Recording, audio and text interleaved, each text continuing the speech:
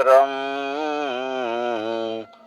રઘુવંશનાથમ કારુણ્યરૂપમ કરુણાકરંતમ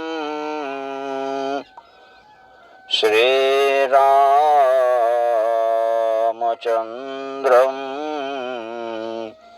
શરણં પ્રપદ્યે. મનોજવં મારુતતુલ્યવેગં જીતેન્દ્રિયં બુદ્ધિમતાં વરિષ્ઠં વાતાત્મજં વાનરયુથમુખ્યં શ્રીરામદૂतं શરણં પ્રપદ્યે. શ્રીરામ જય જય જય રામ. શ્રીરામ જય રામ જય જય રામ. શ્રીરામ જય જય જય રામ. શ્રીરામ જય જય રામ. શ્રીરામ જય જય જય રામ. શ્રીરામ જય જય રામ. જય જય જય હનુમાન ગોસાઈ.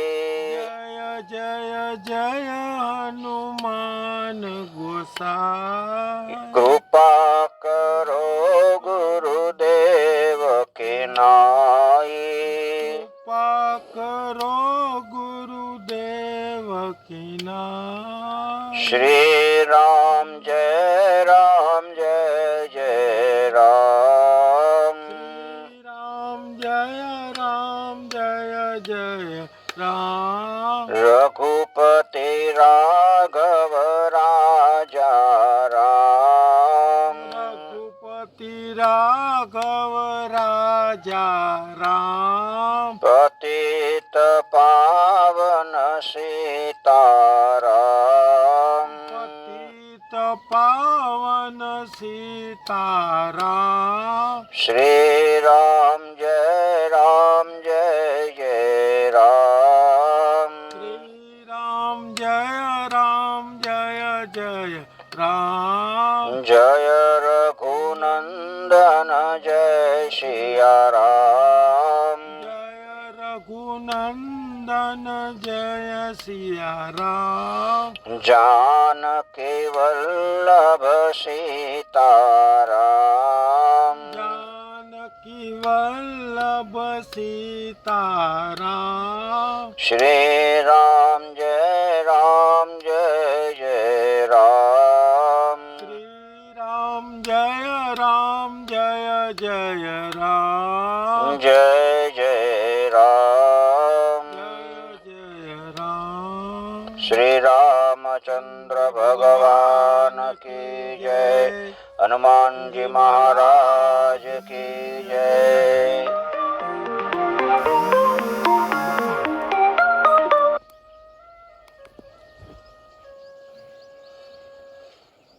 શ્રી તુલસીકૃત રામાયણ લવકુશ કાંડ મંગલાચરણ.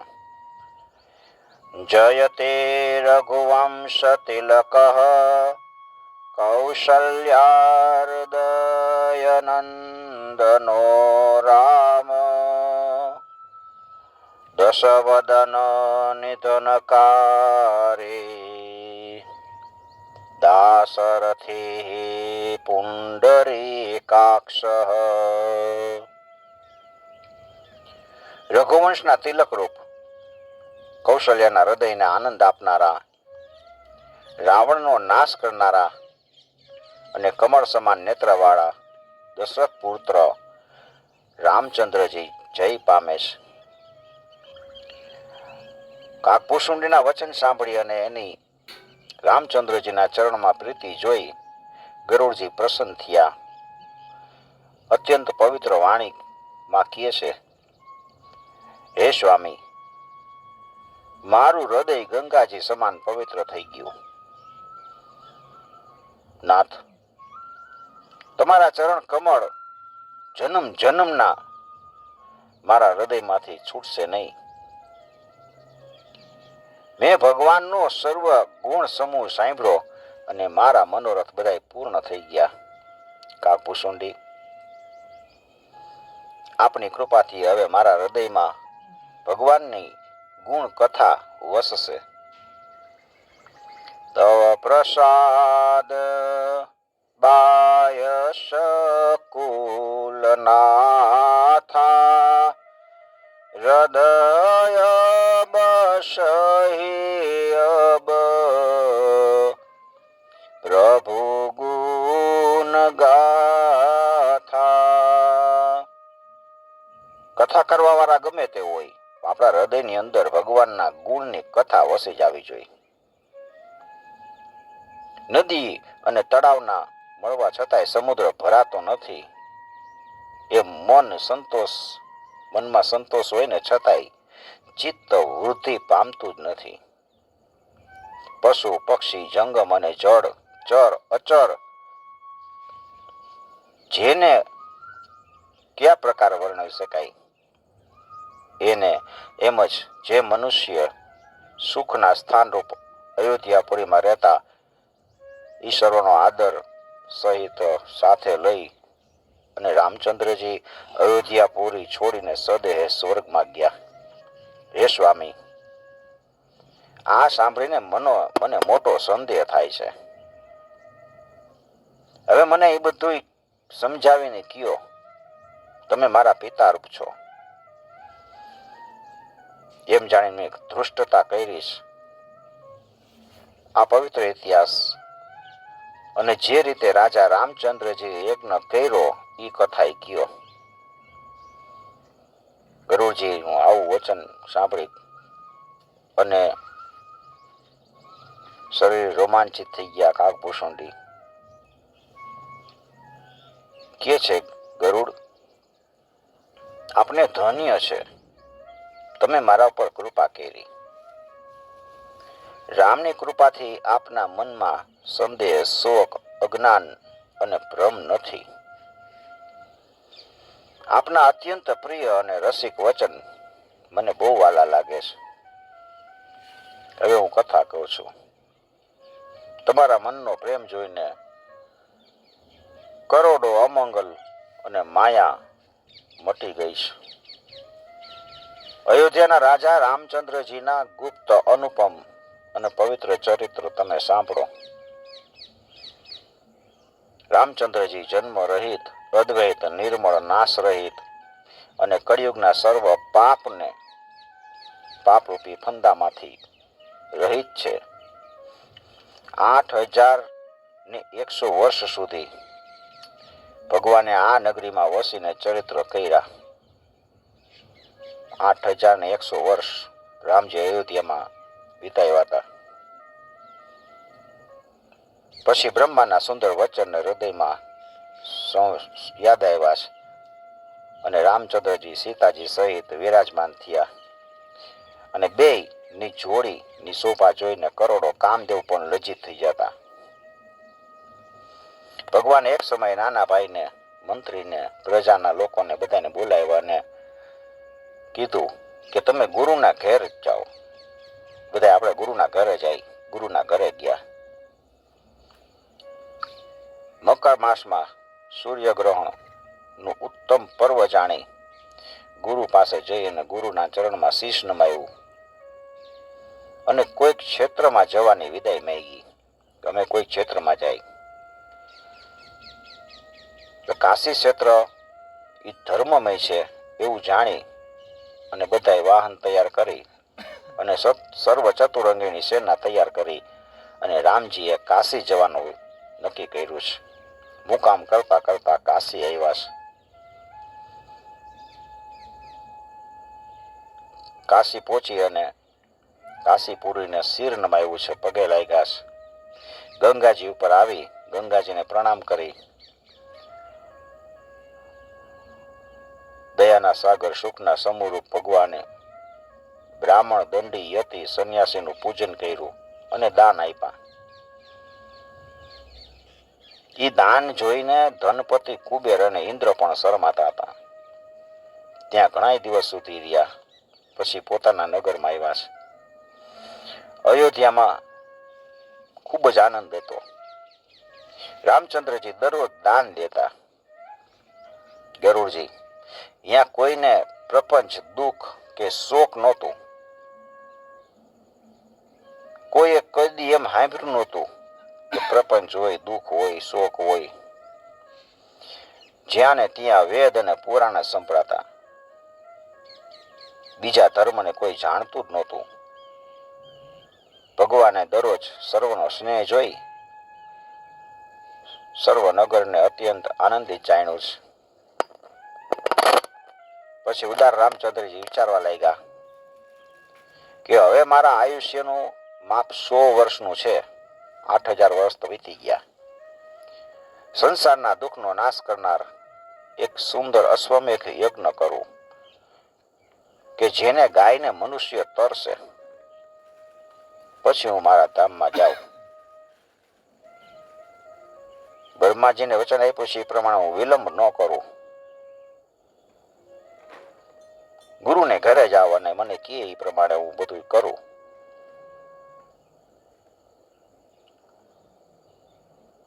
કાકભૂષણી કહે છે કે હવે તમને રામની પ્રભુતા કહું છું કે જે વેદ પુરાણ અને નારદે ગાય છે. રામજીનો મહિમા અત્યંત છે. રામચંદ્ર મહિમા અતિ ભૂરી શોભરનત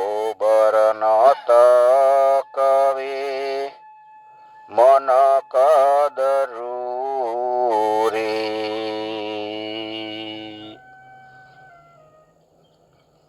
હું મંદમતી વાળો એને કેવી રીતે કહું? કાગડો શું હંસની સુંદર પંક્તિમાં શોભે? હંસ ભેગો કાગડો ન શોભે. પૃથ્વી ઉપર એ સમયે ક્યાંય કાનો વડે પાપ સંભળાતું નહોતું. કાનથી એમ નહોતું સંભળાતું કઈ પાપ છે. ચતુર મનુષ્ય વેદ પુરાણ ભણતા હતા. ભગવાનના ગુણ ગાતા ગાતા સ્ત્રી પુરુષો સ્વર્ગની પણ નિંદા કરતા હતા કે આ સ્વર્ગ તો નકામો.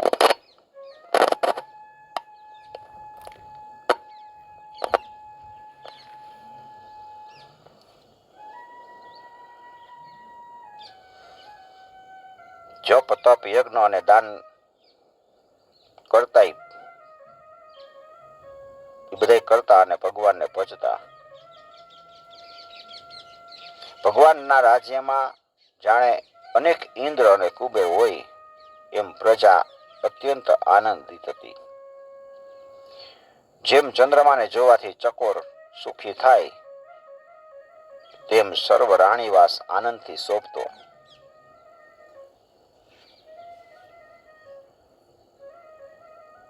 એકવાર રામચંદ્રજી ભાઈઓ સહિત સભામાં બિરાજિત હતા. ત્યારે એક બ્રાહ્મણ આવ્યો. દુઃખી હતો અને મુખથી કઠોર વચન પોકારીને કહેવા લાગ્યો કે સંસારમાં સૂર્યવંશ ડૂબ્યો છે. અયોધ્યામાં રઘુ, દિલીપ, સગર વગેરે અતુલ પ્રભાવવાળા રાજા થઈ ગયા છે. એના સમયમાં પિતાના જીવતા પુત્ર પ્રાણ છોડતા નહોતા. અંતર્યામી ભગવાને આ બધું સાંભળ્યું કે અમારા કુળમાં બાપ હોય ત્યાં સુધી કોઈ પુત્ર મરતો નહોતો.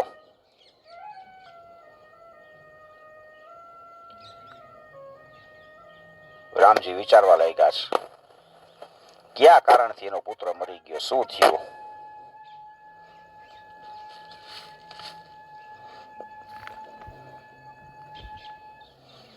રામજી વિચારે છે કે કયા કારણથી આનો પુત્ર મરી ગયો. બ્રાહ્મણ દુઃખ જોઈને ભગવાન અત્યંત વ્યાકુળ થયા છે. ભગવાનના ચિત્તને વ્યાકુળ થયેલા જોઈ અને આકાશવાણી થાય છે. હે શારંગ ધનુષને ધારણ કરનારા રામચંદ્રજી, સાંભળો. કોઈ શૂદ્ર તપશ્ચર્યા કરે છે. વિંધ્યાચળ પર્વતના વનની જાડીમાં એ રહે છે. એ જ આ બ્રાહ્મણના પુત્રનું મરણનું કારણ છે. આ રીતે બ્રાહ્મણના પુત્રનું મરણ સાંભળીને ભગવાન રથ તૈયાર કરી અને જલ્દી ત્યાં ગયા છે. અને પછી પોતાની સમક્ષ બે મહાન પવિત્ર પર્વત જોયા અને મનમાં પ્રસન્ન થયા છે. ભગવાન ક્રોધ કરીને બાણ છોડ્યું એટલે શૂદ્રનું મસ્તક કપાઈને નીચે પડ્યું. પછી રામજી પવિત્ર એને જાણી અને એને ભક્તિનું વરદાન આપ્યું અને એ તીર્થ વ્રત કર્યું છે.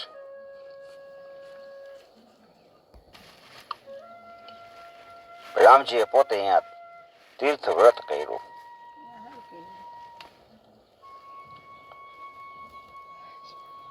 ઈ શ્રેષ્ઠ બ્રાહ્મણનો મરેલો બાળક છે પ્રસન્ન થઈને બેઠો થયો. એટલે ભગવાને ભક્તના દુઃખનો નાશ કરી સુખ આપનાર રઘુપતિ રામજી નગરમાં પાછા આવ્યા છે. પછી ભક્તોના હૃદયને ચંદન સમાન રામજીએ ઉઠી સંધ્યા મહાદેવનું પૂજન કરી અને જગતપતિઓએ ભોજન કરી અને શયન કર્યું અને સર્વને આજ્ઞા આપીશ. જ્યારે 4 ઘડીનો દિવસ રહ્યો એટલે રામજી સભામાં આવી બધા એકઠા થયા. ભગવાને પોતાના નાના ભાઈ સહિત પુરાણની કથા સાંભળી અને સાંજ પડી એટલે સુંદર દાન દે છે. બધા ઘરે ગયા અને પવિત્ર સંધ્યા કર્મ કર્યું. અયોધ્યાપુરીમાં રાત દિવસ દૂત ફર્યા કરતા. બધાએ દૂતને આજ્ઞા આપી હતી કે ક્યાંય જે વાત થતી હોય ને એ વાત મને કહેવાની. અને એ બધા ખબર રામજીને આપતા. એક દિવસ શ્રેષ્ઠ દૂત જુદી જુદી દૂતની વાણી સાંભળી. પાર્વતી, એક દૂત છે ને કાંઈક બોલતો નથી. એ દૂતે કાંઈ ન કીધું ત્યારે રામજી એને પૂછ્યું, છતાં એ કાંઈ બોલતો જ નથી. એ ધીમે ધીમે કહે છે. રામજીએ ખૂબ સમજાવ્યું ત્યારે કે એક ધોબીએ એની પત્નીને ધમકાવતા વ્યંગ વચન કીધું. રામજી આ દૂતના વચન સાંભળ્યા, હૃદયમાં રાખ્યા અને રાત્રે સ્વપ્નમાં ઈ જ જોયું. પ્રાતઃકાળે જાગી અને તેઓ દારૂણ દુઃખ વડે છવાઈ ગયા. વ્યંગ વચન એમાં એવું કીધું કે એક ધોબણ છે ઘરમાંથી જતી રહી હતી અને જ્યારે પાછી આવી ત્યારે ધોબીએ કીધું કે હવે હું તને નહીં રાખું, હું કાંઈ રામચંદ્રજી નથી. એણે તો સીતાને આટલા દિવસ સુધી રાક્ષસને ત્યાં રહેવા દઈ અને પછી પોતાના ઘરમાં રાખીશ. હું એના જેવો નથી. આવું દૂતે વ્યંગ વચન સાંભળ્યું કીધું. એક યુગની અવધિ વીતી ગઈ. ભગવાન વિચાર કરે છે કે પિતાના રાજ્યનો હવે હું 1000 વર્ષ વધારે ભોગવું. સીતાજીને વનમાં છોડવું અને વેદની મર્યાદા રાખો. વેદમાં એવું કીધું છે કે લોકોમાં જે ચર્ચા થતી હોય એ પ્રમાણે આપણે બધું કરવું પડે, જેથી વેદ માર્ગનો ધર્મ ન જાય. એવો નિશ્ચય કરી અને સીતાજી પાસે આવ્યા. સુંદર વચન કહે છે, વિનયવાળા અને પવિત્ર તમે તમારી છાયાને અહીં રાખી અને પોતાના સ્થાને તમે રહ્યો. તમારી છાયા જ અહીં રહીએ ખાલી. ભગવાનના ચરણોને વંદન કરી અને તે આકાશમાં જતા રહ્યા છે. સીતાજી ખાલી છાયા સ્વરૂપ જ પછી અયોધ્યામાં હતા. ભગવાને કહી દીધું તમે તમારા સ્થાને જતા રહ્યો. આ કોઈને ખબર ન પડી. ચરાચર જીવમાંથી કોઈ એને જોયું નહીં. ભગવાન આવી રીતે સમજાવી અને કીધું કે મનગમતું વરદાન માગી લ્યો. ત્યારે સીતાજી કહે છે કે મુનીશ્વરોના સ્થાને છોડીને હું આપની સાથે ઘેર આવી છું. મને મન સંકોચાય છે. મને એમ થાય છે કે મારે ઋષિ મુનિઓ ભેગું રહેવું છે. એટલે ભગવાને મુનીશ્વરોની સ્ત્રીઓને શોભે તેવા સુંદર વસ્ત્ર અને આભૂષણો જે મનને ગમ્યા ને એ બધા સીતાજીને પહેરાવ્યા છે. અને હસીને કહે છે સવારે તમારા મનની ઈચ્છા પૂર્ણ થશે. પ્રાતઃકાળ થતા જ સંસારના સ્વામી લક્ષ્મી નિવાસ રામચંદ્રજી જાગ્યા. ત્યારે એમના મુખ કમળનો પ્રકાશ જોઈને યાચકો પ્રસન્ન થઈ એના ગુણ ગાવા લાગ્યા છે. લક્ષ્મણજી શત્રુઘ્ન ને લઈને ભરતજી કૃપાના ધામ પ્રભુ જ્યાં હતા ત્યાં આવ્યા છે. માથું નમાવી પ્રણામ કર્યા. રામજી કાંઈ બોલ્યા નહીં. રામજીનો સંદેહયુક્ત ચહેરો જોઈ, નિસ્તેજ શરીર જોઈને ત્રણેય ભાઈ થરથર કાંપવા લાગ્યા છે. કેમ કે રામચંદ્રજીનું ચરિત્ર જાણી શકાય એમ નહોતું. ખરાબ સમય એવું લાગે છે. નિશાસો નાખી ગયા છે. ભગવાન ગૂઢ અને મનોહર વાણી કહે છે કે નાના ભાઈ સાંભળો. જાનકીને સાથે લઈને તમે વનમાં જાઓ. આવા કઠોર વચન સાંભળતા જ એ બધા મૂંઝાઈ ગયા, સુકાવા લાગ્યા છે. શરીર બળવા લાગ્યું. હૃદયમાં જ્વાળા ઉપજી છે. આ રામજી હસે છે કે સાચું કે છે? હસતા હસતા કે છે ખાચું કા? આવો ભ્રમ થયો. ભરત બધાય લક્ષ્મણ શત્રુઘ્ન વ્યાકુળ થયા. એના મનમાંથી કાંઈ વચન નથી નીકળતા. શત્રુઘ્ન બે હાથ જોડીને આંખમાંથી અશ્રુ નીકળતા ભગવાનને કહે છે પ્રભુ આ તમે શું કહો છો? કે આ હું સાચું કહું છું. ત્રણેય હૃદય દુઃખી થયા છે. સીતાજી તો સંસારના માતા છે. આખું જગત જાણે છે. અને વળી જગતના પિતા આપ પ્રભુ સર્વના હૃદયમાં વસનારા અને જળ અને ચૈતન્ય એના સમુદાયને તમે આનંદ આપનારા આનંદના સમૂહ રૂપ છો. કયા કારણથી મન વચન અને કર્મથી આપના ચરણમાં પ્રેમ કરનાર સીતાનો આપે ત્યાગ કર્યો? પ્રભુએ ભાઈઓના મુખની પરમ પ્રીતિમય અને કરુણાથી ભરેલી વાણી સાંભળી અને આંખમાં જળ ભરાય એવું છે. મધુર વચન કીધા. નાના ભાઈને સમજાવ્યા છે કે તાત જો મારી આજ્ઞા તમે લોપશો, માનશો નહીં, તો મારા શરીરમાં પ્રાણ નહીં રહે. અમારી આજ્ઞા છે. વિધાતાની ઈચ્છા અને ભાવિ બળવાન છે. વિધિ ઈચ્છા ભાવિ બલવાન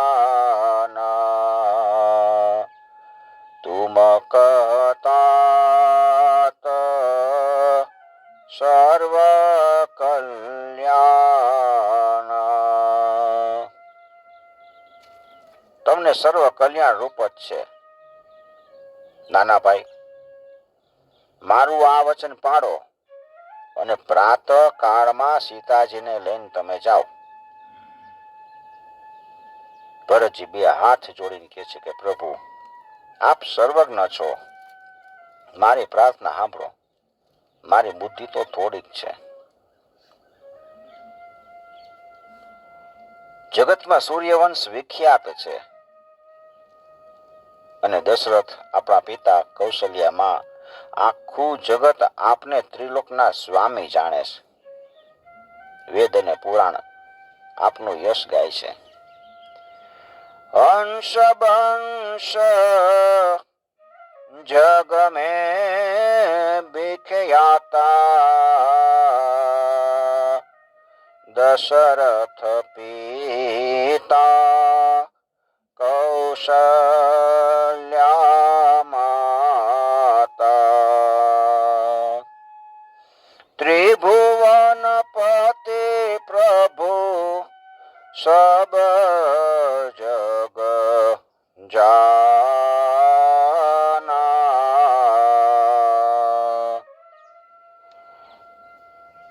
गावहि जस सब वेद पुराना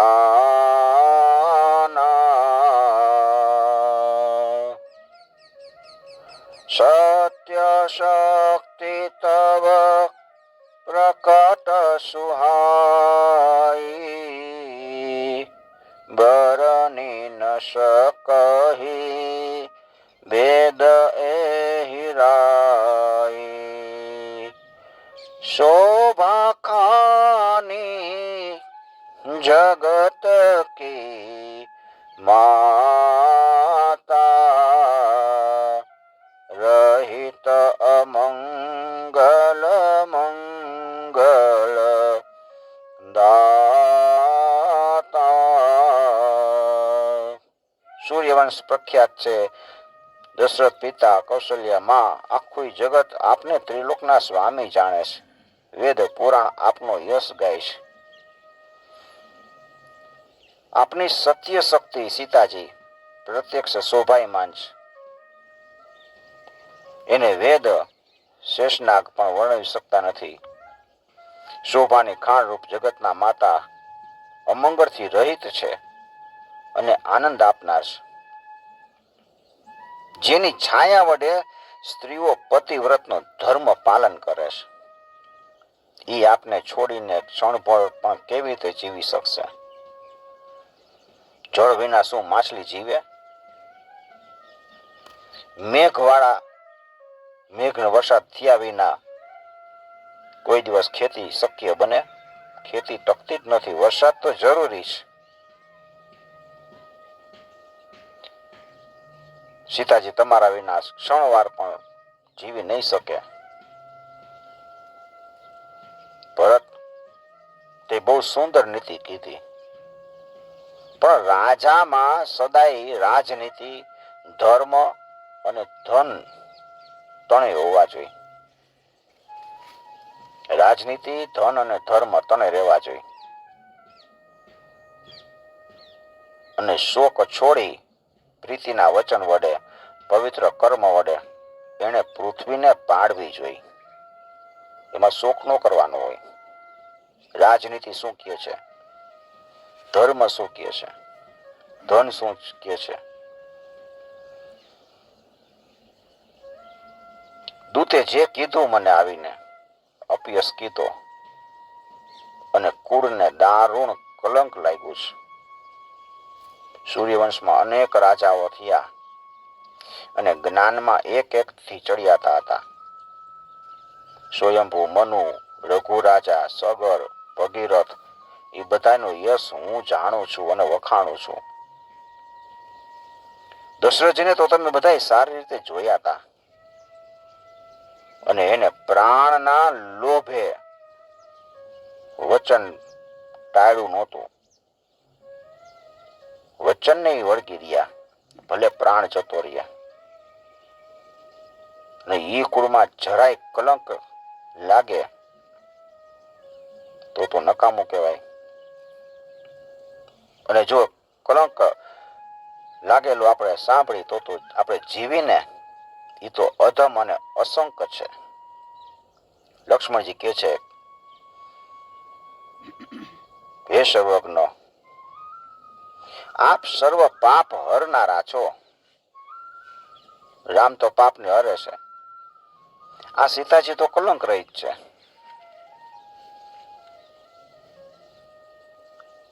ભાઈ, બ્રહ્મા, વિષ્ણુ અને મહાદેવ તથા દેવોએ બધાએ આને પવિત્ર જોયા છે અને અગ્નિમાં તપાવીને એ સંપૂર્ણ એને પરીક્ષા આપી. આપણે બધી એની પરીક્ષા કરી લીધી. દેવ, મનુષ્ય, મુનીશ્વર એમાંથી કોઈ પણ આ ચરિત્ર જોઈને સંસારમાં સ્વપ્ને પણ હરખાશે કે સીતાજીને આવી પરીક્ષા કરી હતી. તો એ લુચ્ચો કરોડો કલ્પ સુધી રવરવ નરકમાં પડશે.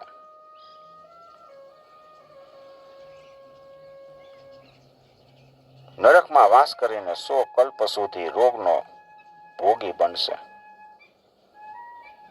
તીક્ષ્ણ નેત્રમાં રોષ પ્રગટેલો જોઈને ભરતજી લક્ષ્મણજીની પાછળ આવે છે. પ્રભુએ કીધું કે લક્ષ્મણ, હઠ અને શોકનો ત્યાગ કર. જગત ભલે હારું કે બુરું કહે, પણ જો મારી આજ્ઞા છોડીને જવાબ દીધા કરશો ને તો જન્મ પર્યંત આખો જન્મ તમે મારા વિના શોકમાં મરશો. હું નહીં જીવી શકું, મારું મૃત્યુ થઈ જશે. તમે જલ્દી સીતાજીને લઈ અને રથ ઉપર ચડાવી ગંગા પાસે તમે પહોંચાડીને પાછા આવો. અતિ ગીચ વનમાં જ્યાં કોઈ ન હોય ત્યાં સંભાળપૂર્વક એને છોડી દેજો અને તમે પાછા આવજો. લક્ષ્મણજી ઉદાસ થઈને વચન સાંભળી પોતાના મરણનો નિશ્ચય કરીને નિરાશ થઈને ચાલ્યા ગયા. લક્ષ્મણને આજ્ઞા આપી. સુંદર રથમાં સીતાજીને બેસાડ્યા. અનેક વસ્ત્રાભૂષણ સંભાળીને રાખ્યા. કરુણા નિદાન ભગવાનના પરમ પ્રિય સીતાજી અતિ આનંદયુક્ત મનથી ચાલી નીકળ્યા. સીતાજી લક્ષ્મણજીને ઝાંખા જોવે છે. મણિ વિનાના સર્પની જેમ વ્યાકુળ થઈ ગયા છે. હૃદયમાં સીતાજી વિચારવા લાગ્યા છે, પણ મોઢેથી કાંઈ બોલી ન શક્યા. ગંગાજી પાર કરીને સુંદર વિમાનને ઘોર વનમાં લઈ અને સીતાજીને લઈને વનમાં ગયા છે. સીતાજી તો મનમાં ભય પામ્યા અને જુદું કારણ જાણીને સીતાજી ભયભીત થઈને કહે છે કે દિયરજી, અહીંયા કોઈ મુનિનું સ્થાને દેખાતું નથી. તમે કયા કામ માટે મને ક્યાં લઈ જાઓ છો?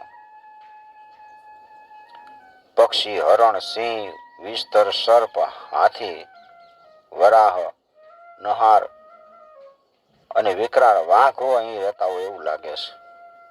અહીંયા કોઈ મુનિ આવતા જતા દેખાતા નથી. મારા શરીરમાંથી પ્રાણ નીકળી જાય છે. સીતાજીને વ્યાકુળ થયેલા જોઈને લક્ષ્મણજી મનમાં જ કહેવા લાગ્યા કે ભગવાન વિધાતાએ આ શું કર્યું? લક્ષ્મણજી મૂર્છિત અને બેભાન થઈને રથમાંથી પૃથ્વી ઉપર પડવા લાગ્યા છે અને પાછું પોતાને ભાન આવ્યું. સીતાજીને જોઈ અને લક્ષ્મણજી મનમાં ધીરજ લાવી અને કહે છે, તૃષા વિના હવે મારા પ્રાણ નીકળી જવા ચાહે છે. કંઠે પ્રાણ આવેલા જોઈને સીતાજી વ્યાકુળ થઈ ગયા. લક્ષ્મણજી શરીર છોડવા ચાહે છે તો મારા જીવનને અને મારા પ્રાણને ધિક્કાર છે. જો મારી સામે લક્ષ્મણજી પોતે પ્રાણ ત્યાગતા હોય તો. લક્ષ્મણજીને આવી દશામાં જોઈને સીતાજીને મૂર્છા આવી ગઈ. સીતાજી મૂર્છિત થઈ ગયા અને બરાબર એ જ વખતે આકાશવાણી થઈ કે લક્ષ્મણ સાંભળો, તમે સીતાજીને છોડીને ચાલ્યા જાઓ. સૌભાગ્યવતી સીતા જીવતા રહેશે.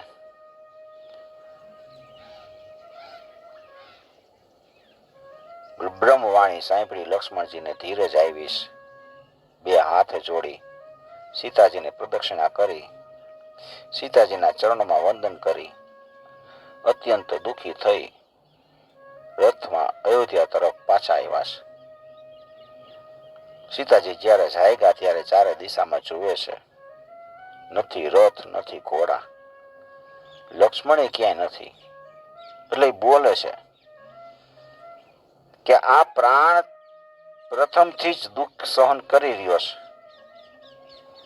અને એટલે એ ફરીને એ જ ચાહે છે, પણ મારા પ્રાણે હવે પ્રયાણ કરતા નથી, ભારે વિલાપ કરે છે. એટલામાં ત્યાં વાલ્મીકી ઋષિ આવે છે. જ્ઞાની વાલ્મીકી ઋષિ કહે છે, હે પુત્રી, વનમાં આવવાનું પોતાનું ચરિત્ર તું મને વર્ણવીને કે.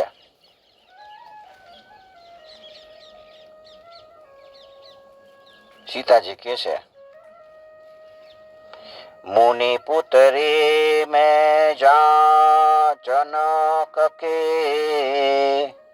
રામ પ્રિયા જગ જાન ત્યાગન હેતુ ન જાનુ કછુ વિધિ ગતિ અતિ બલવાન. હે મુનિ, હું જનકની પુત્રી અને રામચંદ્રજીની પત્ની છું. એને સર્વ જગત જાણે છે. મારો ત્યાગ કરવાનું કારણ હું કાંઈ જાણતી નથી. વિધાતાની ગતિ અત્યંત બળવાન છે. મારા દિયરજી લક્ષ્મણજી મને અહીં પહોંચાડી ગયા છે.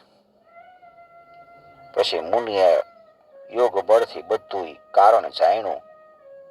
કહે છે કે સીતા, સાંભળ, તારો પિતા મિથિલાપતિ જનક એ મારો પરમ શિષ્ય છે. હવે તું કોઈ જાતની ચિંતા ન કર. હિતકારી લક્ષ્મણ તને મળશે. પછી વાલ્મીકી આદર સહિત સીતાજીને પર્ણકુટીમાં લઈ આવે છે. બધી ગતિ જાણી છે. સીતાજીને અનેક પ્રકારની ધીરજ આપે છે. સીતાજી ગંગાજીમાં સ્નાન કરી રામચંદ્રજીનું સ્મરણ કરી એની મૂર્તિને હૃદયમાં રાખી મુનિએ એને આશીર્વાદ દીધા અને ફળ આપ્યા. મુનીશ્વર અનેક કથા પ્રસંગો કહેતા. સીતાજી પક્ષીઓ સાથે સાંભળતા અને જ્ઞાનને દ્રઢ કરતા. હવે લક્ષ્મણજી જ્યારે અયોધ્યા પાછા આવ્યા ત્યારે શું બન્યું એ કથા હું તમને કહું છું. કાગભૂષણ કહે છે, એ તમે સાંભળો.